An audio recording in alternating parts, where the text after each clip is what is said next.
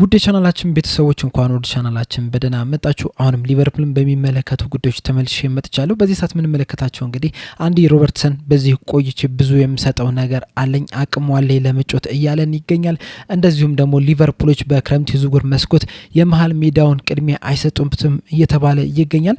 በተጨማሪም ደግሞ ሊቨርፑሎች ከሶስት ተጫዋቾች ቢያንስ 80 ሚሊዮን ፓውንድ ይፈልጋሉ እየተባለ ይገኛል። እነዚህ የምንመለከት ይሆናል። እስከ መጨረሻ ደቂቃ ድረስ አብራችሁን ቆይታችሁ እንድትከታተሉኝ በአክብሮት ጋብዛለሁ። ሰብስክራይብ፣ ላይክ፣ ሼር እያደረጋችሁ የቻናሉ ቤተሰብ እንድትሆኑ በአክብሮት እጠይቃለሁ።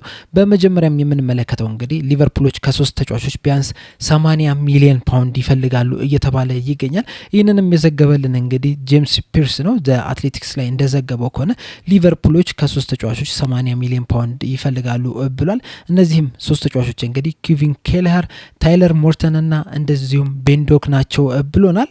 አያይዞም በዘገበው መሰረት እንግዲህ ሊቨርፑሎች ከኬለር 30 ሚሊዮን ፓውንድ አካባቢ እንደዚሁም ከታይለር ሞርተን 20 ሚሊዮን ፓውንድ አካባቢ እንደዚሁም ደግሞ ከቤንዶክ ከ30 ሚሊዮን ፓውንድ በላይ በአጠቃላይ ከሶስቱም እንግዲህ ከ80 ሚሊዮን ፓውንድ በላይ ማግኘት ይፈልጋሉ ብሎናል። እነዚህ ተጫዋቾች እንግዲህ ከዚህ በፊትም ከተለያዩ ክለቦች ጋር ስማቸው ሲያያዝ ነበረ። ኬለርን ከተመለከትን በቅርቡ ከበርንማውዝ፣ ከቼልሲ እንደዚሁም ባለፉ ጊዜያቶችም ከኖቲንጋም ፎረስት ጋር ስሙ ሲያያዝ ነበረ።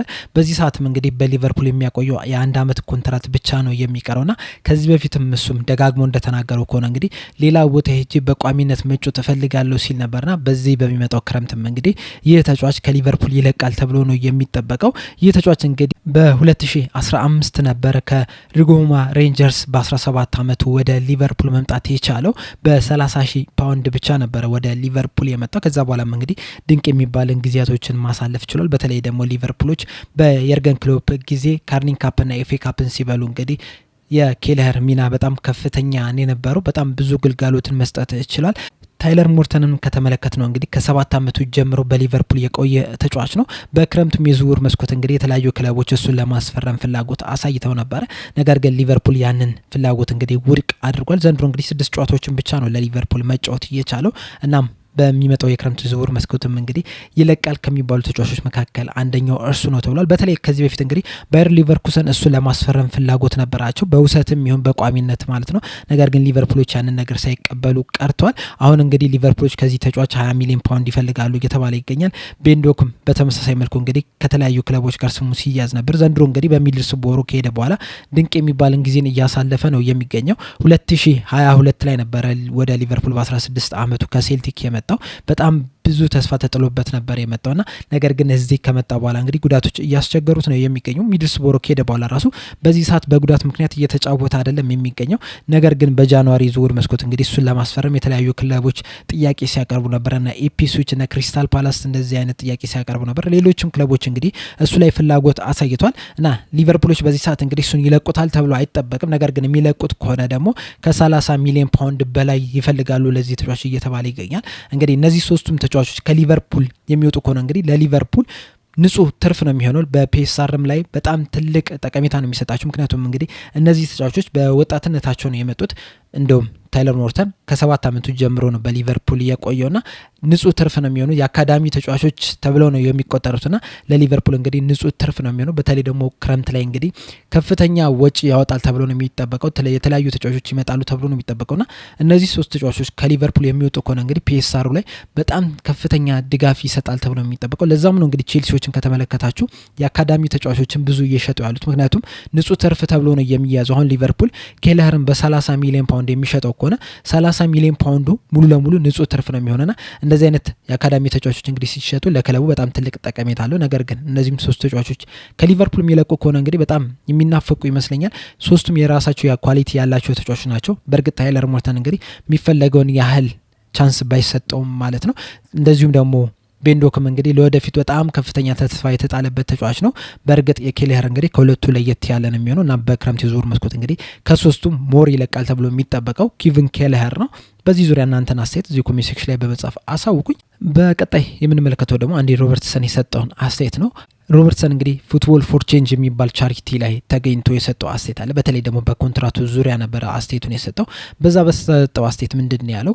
ኮንትራት እንግዲህ ሊጠናቀቅ በጣም ትንሽ ነው የቀረው፣ 1 አመት ብቻ ነው የቀረውና በዚህም እቆያለሁ ብዬ ተስፋ አድርጋለሁ። እንደውም እንደ ቀልድ አድርጎ የተናገረው ምንድን ነው እናንተም እንግዲህ በተለይ ደጋፊዎቹም ለሞሐመድ ሳላህና ለቨርጅል ቫንዳይክ ኮንትራታቸውን እንዲያድሱት በጣም እንደ ጮኻችሁት ሁሉ ለእኔም ትጮኻላችሁ ብዬ አስባለሁ ብሏል። በዛው ላይም ደግሞ ሌላኛው የጨመረው ምንድነው ወደ ጂሚ ካራጋርም ዞሮ እንግዲህ እናንተም ደግሞ ክለቡን ከተለያዩ የግራ መስመር ተጫዋቾች ጋር አታያይዟቸው ብሎ በቀልድ መልክ ነግሮታል።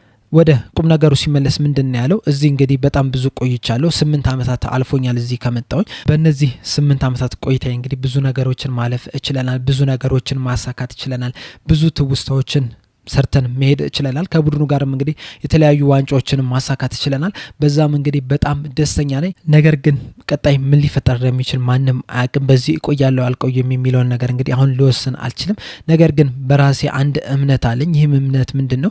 ከዚህ በኋላም እንግዲህ በጣም ጥሩ የሚባል ብቃቴን ማሳየት እችላለሁ። ዘንድሮም እንግዲህ ያንን ብቃቴን ያሳየሁ ይመስለኛል። ከዚህ በኋላም እንግዲህ ለሚመጡት ጥቂት አመታትም በዚህ በቶፕ ሌቭል ደረጃ መጮት የሚያስችለኝ አቅም አለኝ። ለክለቡ እንግዲህ ከዚህ በኋላ መስጠት የምችላቸው ብዙ ነገሮች አሉኝና በዚህም እቆያለሁ ብዬ ተስፋ አድርጋለሁ ብሏል። እንደሚታወቀው እንግዲህ ዘንድሮ ራንዲ ሮበርትሰን በጣም የተወቀሰበት አመት ነው። አንዳንድ ጨዋታዎች ላይ እንግዲህ በፊት ከምናውቀው በታች ሲጫወት ተመልክተናል። እንደዚሁም ደግሞ በዝውውር ዜናዎችም ከተመለከተን እንግዲህ ሊቨርፑሎች ያንን ቦታ ለማጠናከር እንግዲህ በጣም በከፍተኛ ሁኔታ እየሰሩ ይገኛሉ።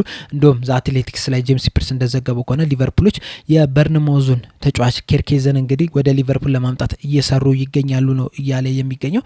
በእርግጥ አሁን ላይ እንግዲህ እዚህ ላይ አንድ ሀሳብ እየመጣ ይገኛል። ጄምስ ፒርስ እንደዘገበው ከሆነ እንግዲህ ምንድን ያለው ያ የሚመጣው ተጫዋች እንግዲህ ከሮበርትሰን ላይ ጫኖችን ለመቀነስ ነው የሚመጣው። ከዛ በኋላ እንግዲህ ቀስ ብሎ ወደ ቋሚነት የሚገባ አይነት ተጫዋች ነው ወደ ሊቨርፑል የሚመጣው ልክ እንደ ማማርዳሽቪሊ ሁላ ብሎናል። ማማርዳሽቪሊ እንግዲህ አሁን ለሊቨርፑል ፈርሟል።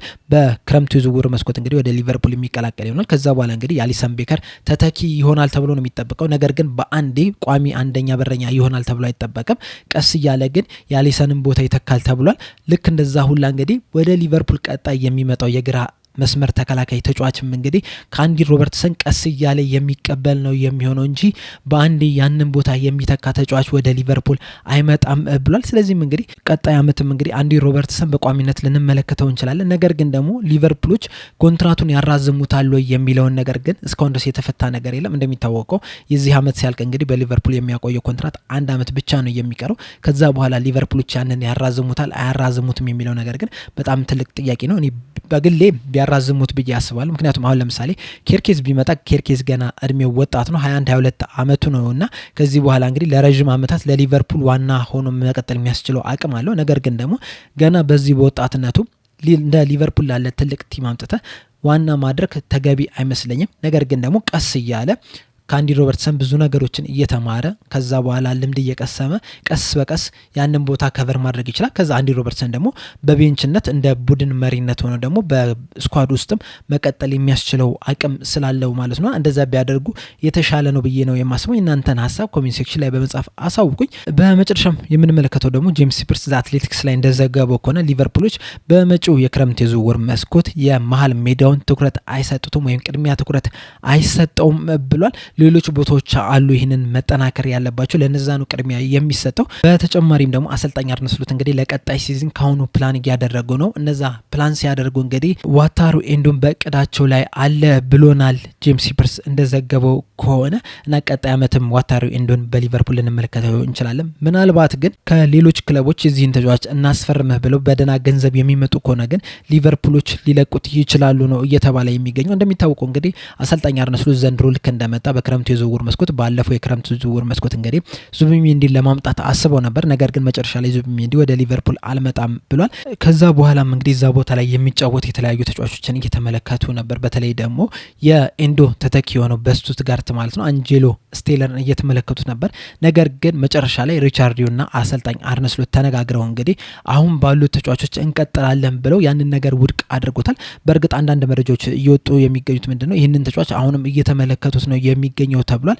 ምናልባትም እንግዲህ 34 ሚሊዮን ፓውንድ ነው የውል ማፍረሻ እሱ ላይ የተለጠፈበትና ምናልባት ኤንዶ ከሊቨርፑል የሚወጣ ከሆነ እንግዲህ ይህንን ተጫዋች ወደ ሊቨርፑል ሊያመጡ የሚችሉበት ቻንስ አለ ተብሏል። ነገር ግን ቅድሚያ የሚሰጠው አይደለም። በተለይ ደግሞ ሊቨርፑሎች እንግዲህ በዚህ ሰዓት ጥሩ እየተጫወተ የሚገኝ አንድ ተጫዋች አላቸው። እሱም እንግዲህ ለላስ ፓልማስ በውሰት እየተጫወተ የሚገኙ ስቴቨን ባጀቲች ነውና ባለፉት ጥቂት ቀናቶች ውስጥ እንግዲህ የወጣ አንድ ዘገባ አለ። እሱም ምንድነው ስቴቨን ባጀቲች በሊቨርፑል እድል ይሰጧል ተብሏል። በቅድመ ውድድር ዝግጅት ላይም እንግዲህ እሱን እድል ይሰጠውና ከዛ በኋላ የሚያደርገው እንቅስቃሴ ታይቶ በሊቨርፑል የረጅም ጊዜ እቅድ ውስጥ ነው አይደለም የሚለው ነገር ይወሰናል ተብሏል። በዚህ ሰዓት እንግዲህ ይህንን ተጫዋች በጣም ነው የሚወዱት በሊቨርፑል ውስጥ ያሉ አመራሮች ተብሏልና በጣም ከፍተኛ ቦታ ነው የሚሰጠውና ጥሩ የሚንቀሳቀስ ከሆነ እንግዲህ የሊቨርፑል የረጅም ጊዜ እዛ ቦታ ላይ 6 ቁጥር ቦታ ላይ የሚጫወት ተጫዋች ተደርጎ ይወሰዳል እየተባለ ይገኛልና ምናልባትም እንግዲህ ሊቨርፑሎች ቀጣይ አመት ላይ እንግዲህ 6 ቁጥር ቦታ ላይ መጫወት የሚችል 3 ተጫዋቾችን ይዘው ሊቀጥሉ የሚችሉበት ሁኔታ አለ። ኤንዶ ግራቨንበርችና ስቴቨን ባጀቲች በተለይ ደግሞ ዘንድሮ እንግዲህ ግራቨንበርች ብቻውን ሆኖ አንዳንድ ጨዋታዎች ላይ በጣም ተዳክሞ ተመልክተናል። የመዛል ነገር ተመልክተናልና ቀጣይ አመት ላይ እንግዲህ ስቴቨን ባጀቲች ያንን ቦታ ከቨር ሊያደርግለት የሚችልበት ሁኔታ አለ እየተባለ ይገኛል። ተቀይሮ በመግባት እንግዲህ እሱን ሊያሳርፍ የሚችል አይነት ተጫዋች ነው። በተለይ እንግዲህ ትዝም ይላችሁ ከሆነ ከመጎዳቱ በፊት በጣም ጥሩ መንቀሳቀስ የሚችል ተጫዋች በጣም በጥሩ ሁኔታ 6 ቁጥሩን ቦታ ሲቆጣጠረው ተመልክተናልና ያንን ነገር መልሶ ማምጣት የሚችል ከሆነ እንግዲህ ለረጅም አመታት በሊቨርፑል ቤት ልንመለከተው የምንችለው ተጫዋች ነው ብዬ ነው የማስበው። የእናንተን ሀሳብ ኮሜንት ሴክሽን ላይ በመጻፍ አሳውቁኝ። ለዛሬ ይዤላችሁ የመጣሁት እነዚህን ይመስሉ ነበረ። እስከ መጨረሻው ስለተከታተላችሁ ከልብ አመሰግናለሁ። ሰብስክራይብ ላይ ሼር ያደርጋችሁ የቻናሉ ቤተሰብ እንድትሆኑ በአክብሮት እጠይቃለሁ። በቀጣይ በሌላ እስከምንገናኝ ድረስ እዚህ ላይ ያበቃው። ቻው።